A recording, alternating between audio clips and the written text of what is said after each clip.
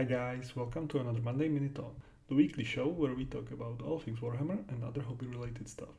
And this week we have so much to talk about. We got two absolutely insane articles about the old world, and first of all, I apologize for not covering it last week, but the Oracle Plague is ever present at these days and it can get even the best of us. But we are back and we have so much new stuff, so let's get into it. So last week we got an article dedicated to the Grail Knights. But mostly it was about universal special rules, which there are so much of them, but more about it later. First of all, we got another datasheet. This should be full datasheet, so we have all the info about this unit, especially after this week article. So it is actually a bigger deal than you might think. We got all the standard numbers for this rare unit. We also got the base size, which is great to have. Unit especially, we also got the points per model, which is just like the only one unit that we actually have that information about. But back to the basis. I think this should be an universal for all cavalry, so if you already started rebasing, there is your proof that all the heavy cavalry will be 30 by 60 millimeters. And we got also the unit size of 3+.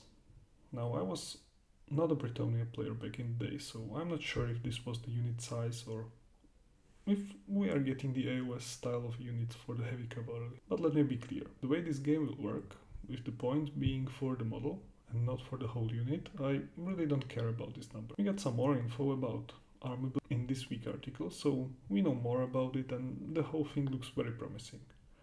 But back to the datasheet.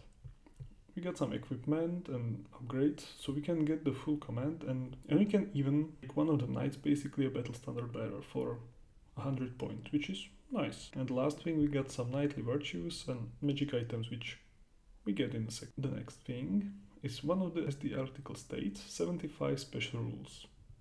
And I can tell you, I was very worried about the number of when I first read it. When I took a look on the article a second time and the third time, it makes perfect sense. If you count all the factions and all the special or rare units, which can get pretty interesting with these rules, it actually seems a little bit low number. But we will see in the main rulebook all of them, hopefully very soon. Firstly, the Armor Bane gives you basically better AP on the natural roll of 6. I personally don't like this kind of rule, but mostly because it is just more things to remember and it is really another layer to the game. It's just me and I'm dumb, so. We have some more examples of the USRs, but we saw a lot of them in an earlier article. You can skip to the special rules for the lady. These are Bretonia specific and it made me really happy to see this kind of thing. We have a Blessing of the Lady army-wide rule. This is something that you can do whenever you play as Bretonia. And I believe it is the same for the Armies of Infamy, which we will talk about later. With this rule, you can just skip the roll for who goes first and let your opponent take the first turn. And you can instead kneel and pray for the protection of the lady of the lake. This is crazy thematic.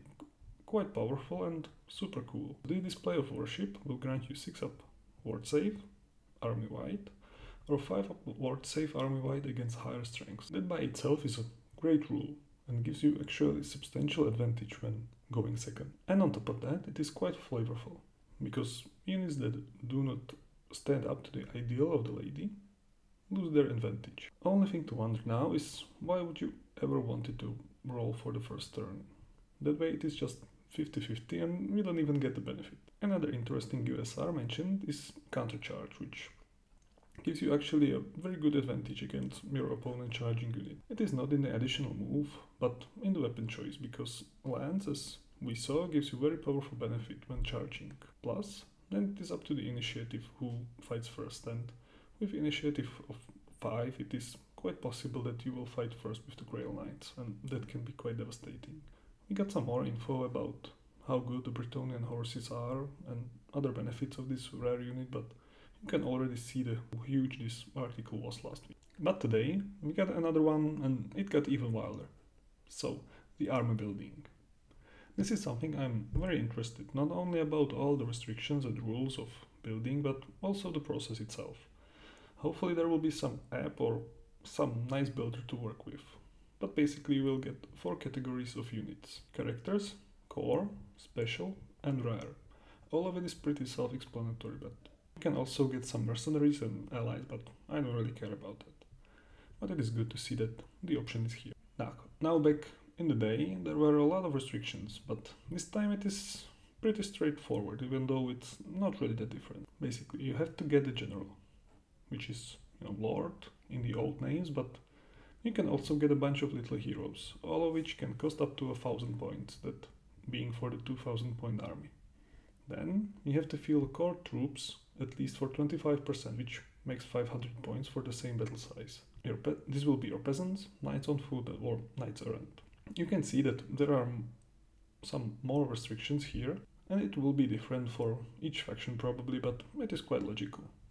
And then you can get up to 50% in special units, which are questing knights, squires, Pegasus knights, or battle pilgrims, and 25% in rare units, which are your Grail Knights and Field Trebuchet. This is basically your army build guide, and it looks very good. It is very similar to the old days, but also very straightforward. Next we have some more datasheets, specifically of Lords of the Bretonia and their upgrades. It is good to mention that we have no base point value, just the upgrades, and it is the same with the Hippogriff that they showed us. It is weird to give us so much info and not to show the whole thing just because it's GW, but I guess it's okay. So we will still get the point values just for the Grail Knight. We also got some rules for various weapons of the Lords and the base size of the Hippogriff, which is 50 by 50, so there is probably our monster base ready.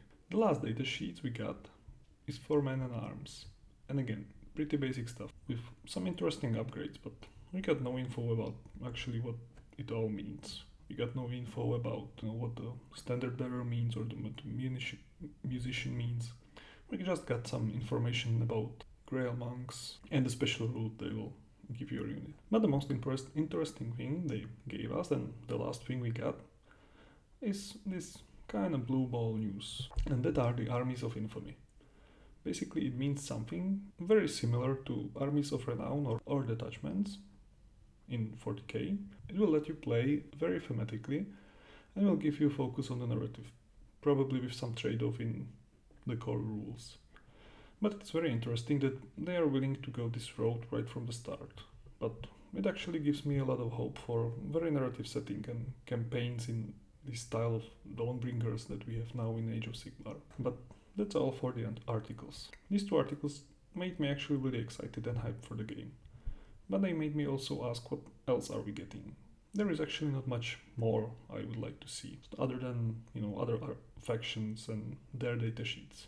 And they actually did not really foreshadow another article, just some more news. Now, this might be just wishful thinking, but they could really just announce the game. Maybe it is just me, but this end of the year seems to me a little bit boring, a Games Workshop side. For the last few years, we got some pretty major things going on before Christmas and concrete things to be hyped about for the next year. And now we got basically nothing going on. So let's hope GW has some good things up their sleeve and we get something interesting to look forward to. This will be all from me. There will be probably one more Monday Mini Talk next week, but that will be just a short one because we will probably have no news. Hopefully I will have one more painting video for you before the year ends. So stay safe and I will see you very soon. Bye.